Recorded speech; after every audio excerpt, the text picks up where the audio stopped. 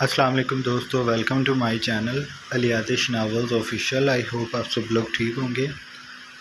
आज हम पहली मोहब्बत की 15वीं किस्त के साथ हाजिर हैं। वीडियो की शुरुआत से पहले आप सब चैनल को सब्सक्राइब कर लें, बेल आइकन के बटन को भी प्रेस कर लें ताकि नए आने वाली वीडियोस आपको मिलती रहें। अब चलते हैं आज की किस्त की तरफ। वो नाश्ता करके शाह के साथ साथ बाहर निकली थी। इस वक्त सब नीचे लाउंज में बैठे थे। लाज शाह को कुछ बता रही थी। हाथों को हिलाकर, आँखों को बड़ा बड़ा करके वो बात करती, कभी हंसती तो कभी फिर सीरियस होकर बात करने लगती। उसकी तवज्जो सीढ़ियों की जानिब हमेशा जैसी थी। वो बग़ैर देखे उतर रही थी। शाह की नज़रें उसी के पैरों पे थी। वो पाँव ठीक रख रही थी, लेकिन फिर भी उसका दिल ना माना तो उसने उसका हाथ पकड़ लिया। नीचे बैठी श्री ने नज़रें वहाँ से हटा ली थी। वो सामने दीवार को देखने लगी थी। उसने कभी सोचा था कि वो इस शख्स का हाथ थामकर ज़िंदगी के सारे रास्ते तय करेगी, लेकिन खैर, गहरा सांस लेकर सामने देखने लगी थी। वो लाज और शाह नीचे आ गए थे। मैं ऑफ़िस जा रहा हूँ, वो कहकर बग़ैर किसी के बोलने का इंतज़ार किए बाहर की जानिब बढ़ गया। लाज ने शर्मा कर सबको देखा और सर पे दुपट्टा लेकर कहा, अस्सलाम वालेकुम। फुप्पो ना चाहते हुए भी मुस्का दी। बीजान ने सर के खम से उसके सलाम का जवाब दिया। वो श्री के पास बैठ गई। कैसी हैं? श्री उसके सवाल पे उसका चेहरा देखने लगी। उसका दिल क्या कहे, तुम जितनी खुशकिस्मत नहीं हो। लेकिन फिर वो मुस्काई। मैं ठीक हूँ, तुम बताओ तुम कैसी हो? मैं बहुत खुश हूँ। फुप्पो को उसकी बात पे अच्छू लग गया। इस घर में अगर बेशर्मी का रिकॉर्ड टूटा तो वो बीजान और लाज मिलकर तोड़ेंगी। उन्होंने दिल में सोचा था, फुप्पो पानी लाकर दूँ? उसने खांसती फुप्पो को कहा। उन्होंने सरनामे हिलाया। श्री ने उसका हाथ पकड़ा। आओ लॉन में चलते हैं। वो उसे हंसी दबाकर वहाँ से ले गई। बीजान की नज़रें उसी पे जमी थीं। वो उसकी पुश्त तब तक देखती रही जब तक वो उनकी निगाहों से ओझल ना हो गई। साइम कहाँ है? क्या स्कूल गया है? वो श्री के साथ लॉन में रखी कुर्सी पे बैठ गई थी।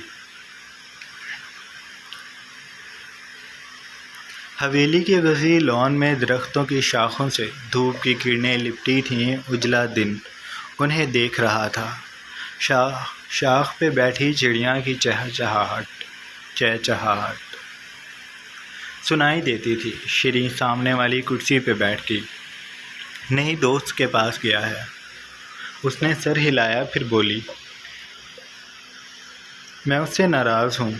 आपको पता है, उसने मुझसे बिला वजह मुँह बनाया हुआ है।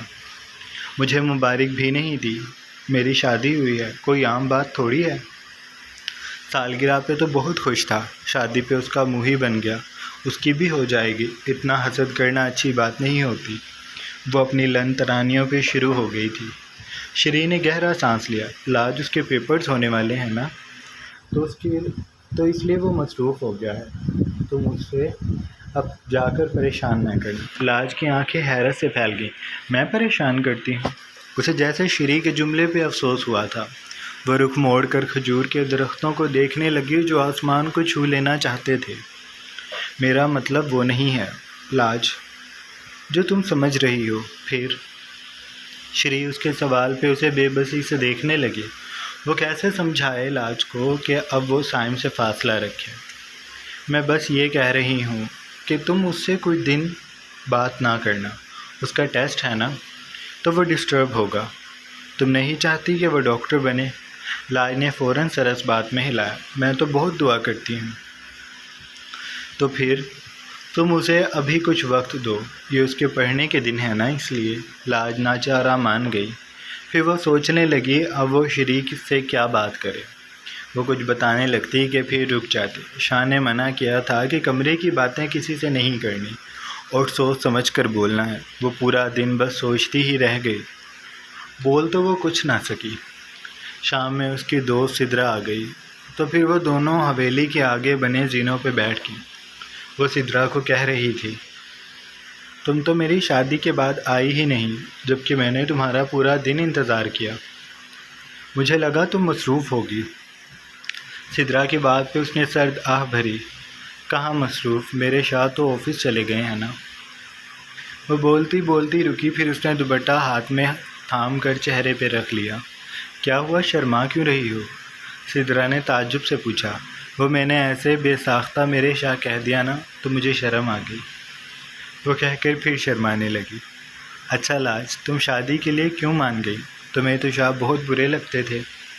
لاج نے سر نامے ہلایا۔ ارے وہ تو پہلے لگتے تھے، شادی سے پہلے، اب تو وہ بہت اچھے ہیں۔ تمہیں پتہ ہے رات کو انہوں نے، وہ کہتی کہتی رک گئی۔ کیا رات کو؟ سدرا جلدی سے آگے ہوئی، اس کے انداز میں دلچسپی تھی۔ دفع ہو پیچھے، کیسا تمہیں چسکا ہے میاں بیوی کی باتوں میں تمہیں اپنے شاہ کی باتیں کیوں بتاؤں؟ تمہاری نظر لگ گئی تو؟ سدرا نے اسے ناراضی سے دیکھا۔ بتا دو، میں ہر بات پہ ماشاء اللہ کہوں گی۔ لاج نے منہ چڑھایا۔ نو جی۔ پھر وہ اپنی چوڑیوں سے کھیلنے لگا۔ دیکھو میں نے سونے کی چوڑیاں پہن رکھی ہیں۔ اس نے گلے سے اپنا دوپٹہ ہٹایا۔ یہ سیٹ بھی سونے کا ہے، میری امی اور تائی امی کا بہت سارا زیور ہے۔ اب وہ سب میرا ہے۔ میرے تو مزے ہو گئے۔ اس نے کھڑے ہو کر باہیں پھیلائیں اور گہرا سانس لیا۔ شادی کروا کر تو میرے بس مزے ہی ہو گئے ہیں، بس ایک مسئلہ ہے۔ اس نے پلٹ کر سدرا کو دیکھا۔ شاہ مجھے اسکول سے نہیں ہٹا رہے، کہہ رہے ہیں کہ تم نے پڑھنا ہے۔ لاج بہت دکھی ہو گئی تھی۔ وہ دونوں چلتی لان میں آ گئی تھیں۔ وہ سدرا سے اپنی باتوں میں مگن تھی، اسے احساس ہی نہ ہوا کہ شاہ آ گیا ہے۔ وہ پورچ میں گاڑی روک کر اندر جا رہا تھا کہ اس کی نظر لاج پہ پڑی تو وہ اس کی جانب آ گیا۔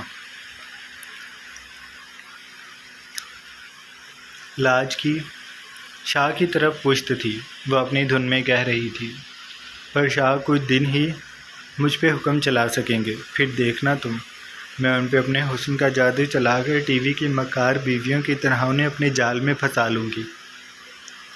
پھر میں اس حویلی پہ راج کروں گی، کوئی کام نہیں کیا کروں گی، مہارانی کی طرح سنگھاسن پہ بیٹھ کر حکم چلاؤں گی۔ وہ ایک دم سے مہارانی بن گئی، اور سدرا جو موت کے فرشتے کو لاج کے پیچھے کھڑا دیکھ چکی تھی، اس کی سانس بند ہو گئی۔ وہ اشارہ بھی کر رہی تھی، لیکن لاج نے ہاتھ جلایا، جیسے کہتی ہو ابھی میری بات سنو۔ میں سب پہ ایسے حکم چلاؤں گی، شیریں اچھی ہیں، وہ میرے ساتھ بیٹھا کریں گی، پھپھو سے میں جھاڑو برتن کرواؤں گی، اور بی جان کو تو میں کمرے میں بند کر دوں گی۔ ان سے سب کچھ تو میں نکلوا چکی ہوں، اب وہ میرے کس کام کی؟ اس لیے انہیں عبادت کے لیے کمرے میں ہی روک دیں گے، اور آج کل یہ سائم کا جو منہ بنا ہوا ہے نا، اسے تو میں مالی کی جگہ رکھوں گی۔ برکت انکل پھر سے خیر ہے میری زندگی کا تو بس اب ایک ہی مقصد ہے، پرعزم انداز سے گردن اکڑا لی، اور وہ مقصد ہے شاہ کو اپنی مٹھی میں کرنا۔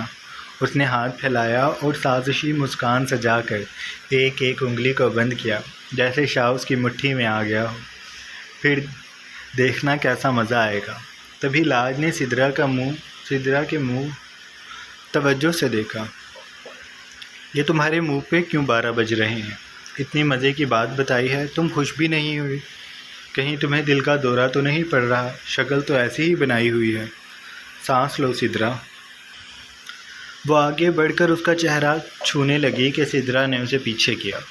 سلام شاہ صاحب، وہ کہہ کر بھاگ گئی، اور لاج دھک سے رہ گئی۔ لاج کو لگا آسمان اس پہ آ گرا ہے، اس کی ٹانگوں کی جان نکل گئی تھی۔ اس نے ذرا سی گردن ترچھی کر کے تسلی کی، یا اللہ، شاہ کب آیا اور اسے پتہ بھی نہ چلا۔ وہ دھیرے سے ہمت کر کے پلٹی، اسے ایسے ظاہر کیا جیسے اس نے شاہ کو پہلے دیکھا ہی نہیں تھا۔ پلٹ کر چونکی، ارے شاہ، آپ کب آئے؟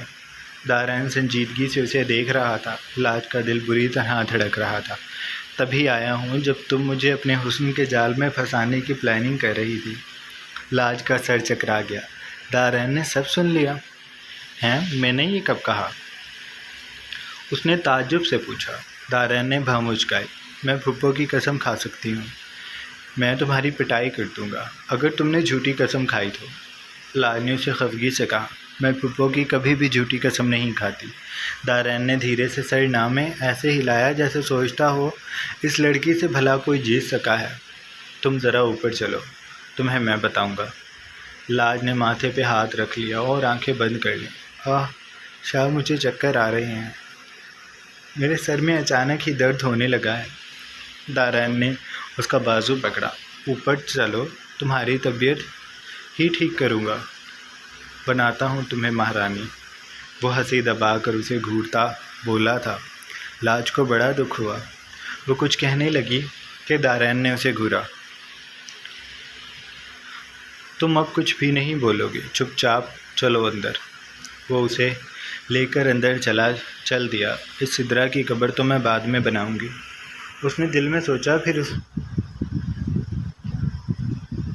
بیچاری سے پریشانی میں کھانا بھی ٹھیک سے نہ کھایا گیا تھا۔ وہ بار بار دارین کو دیکھ رہی تھی جو سنجیدگی سے کھانا کھا رہا تھا۔ آج میں بی جان کے پاس سو جاؤں؟ اس نے لاؤنج میں آ کر دارین سے پوچھا۔ مجھے ایسا کیوں لگ رہا ہے؟ تم مجھ سے مار کھانا چاہ رہی ہو؟ لاج اس جواب پہ بس خاموشی سے اوپر اس کے ساتھ آ گئی۔ دارین نے کمرے کو لاک کیا۔ تم یہاں سے بھاگ کر کہیں بھی گئی تو میں بہت برا پیش آؤں گا۔ لاج کو جھٹکا لگا۔ آپ کو کیسے پتہ چلا کہ میں یہی سوچ رہی تھی؟ وہ متجسس ہوئی۔ میں تمہاری رگ رگ سے واقف ہوں۔ تم نے نہیں مجھے بڑا کیا، میں نے تمہیں بڑا کیا ہے۔ تو پھر بچوں پہ رحم کرنا چاہیے۔ رحم کروں گا بچے، ایک بار میں ذرا فری ہو جاؤں۔ وہ کہہ کر کپڑے بدلنے چلا گیا۔ جب وہ واپس آیا تو اس کے جسم پہ ٹراؤزر شرٹ تھی۔ لاج بیڈ پہ آنکھیں موند کر لیٹ گئی تھی، ایسے ظاہر کر رہی تھی کہ وہ سو چکی ہے۔ دارین ہنسی دبا کر اس کے پاس آیا۔ بیڈ پہ بیٹھ کر اس نے لاج کا گال کھینچا۔ جو سو رہے ہوتے ہیں ان کی آنکھیں بند ہوتی ہیں، بند ہونے پہ حرکت میں نہیں رہتی۔ بیٹھو سامنے۔ نہیں، میں سچ میں سو رہی ہوں اور میری کمر میں بڑا درد ہو رہا ہے، مجھ سے بیٹھا نہیں جائے گا۔ دارین نے اسے زبردستی بٹھایا۔ تم لون میں کیا کہہ رہی تھی؟ شاہ اس کے منہ سے دوبارہ وہ سب سننا چاہتا تھا، اور وہ بھی بالکل اسی انداز میں پتہ نہیں، میں تو بھول گئی۔ شاہ نے اسے آنکھیں دکھائی تو لاج کو وہ سب دہرانا پڑا، لیکن اب اس کے لہجے میں خوف تھا۔ شاہ دھیرے سے ایسے مسکرایا کہ لاج کو محسوس نہ ہو۔ پھر وہ بولا، تم مجھے اپنی مٹھی میں کیسے کرتی؟ لاج نے اسے بھویں سکیڑ کر دیکھا۔ سچ میں بتاؤں؟ ہاں بتاؤ، میں نہیں ڈانٹوں گا۔ لاج کو تسلی ہوئی تو بتانے لگی، میں نئے نئے کپڑے پہنوں گی، زیادہ سے زیادہ میک اپ کر کے آپ کے آگے آگے جی کرتی رہوں گی، آپ کے آنے پہ آپ کا سر دبایا کروں گی، کپڑے استری سب کچھ کیا کروں گی۔ کچھ عرصے پھر آپ میری مٹھی میں۔ شاہ نے لب بھیج کر اسے داد دینے والے انداز سے دیکھا تو اس کے تشکر سے کاندھے جھک گئے۔ واہ، تم نے بڑی پلاننگ کی ہوئی ہے مجھے اپنے جال میں پھنسانے کی۔ لاج نے جوش سے سر ہلایا۔ ہاں نا، پھپھو نے بھی برکت انکل کو ایسے ہی اپنے جال میں پھنسایا ہے۔ یقین نہ آئے تو خود سوچیں، پیاری بھی نہیں ہے، پھر بھی برکت انکل ان کی ساری باتیں مانتے ہیں۔ یہ ساری جی حضوری کا کمال ہے۔ اس نے ایک بار بھی جان کو کہتے سنا تھا یہ آخری جی حضوری والا جملہ انہوں نے کسی کی بیوی پہ تبصرہ کرتے ہوئے کہا تھا۔ وہ تب سے اس جملے کو اپنی بات میں فٹ کرنے کی کوشش کر رہی تھی، اور یہ آج جا کر ہوا تھا۔ دارین کو اس کی بات پہ ہنسی آ گئی۔ اس نے بیڈ گراؤنڈ سے کمر ٹکائی اور لاج کو اپنے سینے سے لگا کر کہا، اور کیا باتیں کی میری سمجھدار بیوی نے آج؟ لاج نے اس کے سوال پہ سر جھٹکا۔ کوئی بات ٹھیک سے نہیں ہو سکی۔ آپ نے کہا تھا سوچ سمجھ کر بولنا ہے، اور میں پورا دن سوچتی ہی رہ گئی، بول تو کچھ بھی نہ سکی۔ وہ اپنا دکھ بتانے لگی تھی۔ شاہ ہنس دیا۔ میں نے کہا تھا کہ میاں بیوی کی پرسنل باتیں نہیں بتانی۔ لاج اسے الجھ کر دیکھنے لگی۔ مجھے تو ساری ہی پرسنل لگی۔ شاہ نے نچلا لب دبایا، پھر اس نے لاج کے کان کے پاس جھک کر کہا، میں ابھی تمہیں بتاتا ہوں کہ میاں بیوی کی پرسنل باتیں کون سی ہوتی ہیں جن کو سب کے سامنے نہیں کہتے۔ اس نے کہہ کر اپنی شرٹ اتاری تو لاج کی نگاہیں بے ساختہ جھک گئیں۔ شاہ، وہ کچھ کہتی کہ دارین نے اسے دھیرے سے بیڈ پہ لٹایا اور اس کے چہرے پہ جھک کر بولا، تم یہ جا کر کسی کو نہیں بتانا کہ میرے شاہ رات کو شرٹ اتار کر مجھے بہت ساری کسز کرتے ہیں۔ جو کام وہ کل نہ کر سکا تھا، آج اپنی معصوم بیوی کو سمجھا کر وہ اس کے لبوں پہ جھک چکا تھا۔ اس نے لاج کا نچلا لب اپنے لبوں میں دبایا تو اس کی سسکاری نکل گئی، جبکہ شاہ نرمی سے انہیں چوم رہا تھا۔ لاج مزاحمت کرنا چاہتی تھی لیکن دارین اس پہ چھا چکا تھا۔ کچھ دیر بعد جب اسے احساس ہوا کہ وہ اپنا کنٹرول کھو رہا ہے تو وہ لاج سے دور ہو گیا۔ تم نے یہ جا کر کسی کو نہیں بتانا، وہ شرارت سے کہتا اس کی تیز ہوتی سانسوں کو نارمل کرنے کے لیے اسے اپنے سینے میں بھینچ کر لیٹ گیا۔ لاج ابھی تک ششدر تھی، وہ سمجھ ہی نہ سکی کہ یہ سب اچانک سے ہوا کیا ہے۔ اگلی صبح وہ اسکول کے لیے تیار ہو رہی تھی۔ شاہ ٹراؤزر شرٹ میں ہی ملبوس تھا، وہ بیڈ پہ لیٹا اسے دیکھ رہا تھا۔ جب لاج تیار ہو گئی تو وہ نیم دراز ہو کر بیٹھا اور اسے اپنے پاس بٹھا لیا۔ مجھے ایک بات ابھی یاد آئی ہے، تم نے ہماری شادی کا اسکول میں کسی کے سامنے ذکر نہیں کرنا، فی الحال ٹھیک ہے؟ لاج اسے الجھ کر دیکھنے لگی۔ کیوں؟ کیونکہ میں ایسا بھی نہیں چاہتا، تم نے بس کسی کو جا کر نہیں بتانا، اور اگر سائم نے بتا دیا تو؟ سائم نہیں بتائے گا، وہ سمجھدار ہے، بے ساختہ اس کے منہ سے نکل گیا۔ تو کیا میں نہیں ہوں؟ تیوری چڑھا کر بولی۔ شاہ نے سر ہلایا۔ نہیں، تم سب سے زیادہ سمجھدار ہو، اس لیے ایسا کہہ رہا ہوں۔ لاج خوش ہو گئی۔ میں نہیں بتاؤں گی، اس نے دل میں سوچا، بس اس لڑکی کو لازمی بتاؤں گی جو منگنی پہ اترا رہی تھی، اب جا کر میں اسے بتاؤں گی کہ میری تو شادی ہی ہو گئی۔ اس نے دل میں سوچ کر اس لڑکی کا چہرہ تصور کیا اور اسے بڑا سکون ملا۔ سوچ کر اس نے شاہ کو مطمئن کر دیا تھا۔ پھر اس نے نیچے جا کر ناشتہ کیا۔ بھی جان نے اسے وردی میں دیکھا تو انہیں برا لگا، وہ کہے بغیر نہ رہ سکیں۔ ویسے لاج کو اب اسکول تمہیں نہیں بھیجنا چاہیے۔ دارین نے انہیں سنجیدگی سے دیکھا۔ وہ کچھ ابھی کہتا کہ لاج نے تیزی سے اس بات میں سر ہلایا۔ وہی تو میں کہہ رہی تھی۔ لاج، شاہ نے ایک دم سے اسے ٹوکا تو لاج کی جان نکل گئی۔ میں جب بات کر رہا ہوں گا تم درمیان میں دوبارہ کبھی نہیں بولو گی۔ سب کے سامنے یہ سننے پہ لاج کو بہت بے عزتی محسوس ہوئی۔ اس کی آنکھوں کے گوشے بھیگ گئے۔ شاہ نے توجہ نہ کی اور بی جان کو کہا، یہ اسکول جائے گی، اس کے پیپرز ہونے والے ہیں۔ پھر میں نے سوچا ہے اسے اسکول سے گرلز کالج میں لگوا دوں گا، وہاں بڑی لڑکیوں کے ساتھ رہے گی تو سمجھدار ہو جائے گی۔ لاج بے شک دکھ میں تھی، لیکن شاہ کی پلاننگ سن کر اس نے سر جھٹکا۔ ہاں، جیسے ابھی تو میں گلیوں میں پھرتی ہوں پاگلوں کی طرح۔ اس نے دل میں سوچا تھا وہ شاہ کو فی الحال کچھ بھی نہیں کہنا چاہتی تھی، بلکہ وہ بات ہی نہیں کرنا چاہتی تھی۔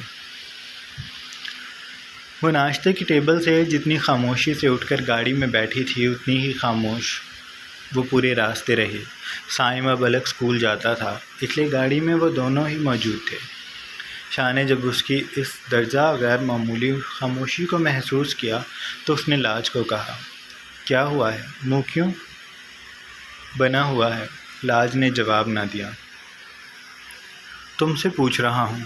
لاج دوسری طرف دیکھنے لگی، اس کی آنکھیں بھیگ گئی تھیں۔